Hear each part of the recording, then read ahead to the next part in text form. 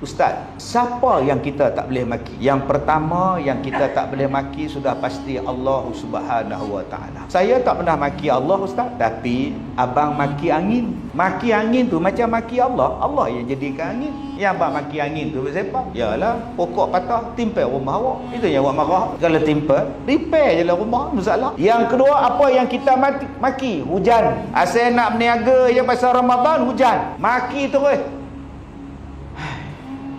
Laki mesti hujan ni. Yang ketiga, apa yang kita maki? Kemalangan yang berlaku pada kita. Patut aku keluar rumah tadi biar awak melintas. Kalau aku patah balik, tak apa. Kita maki kepada kemalangan. Yang keempat, apa yang kita takdir kepada kita. Sakit, kita maki sakit. Yang lutut ni pun, masa inilah kamu nak sakit, legau, dah celaka juga.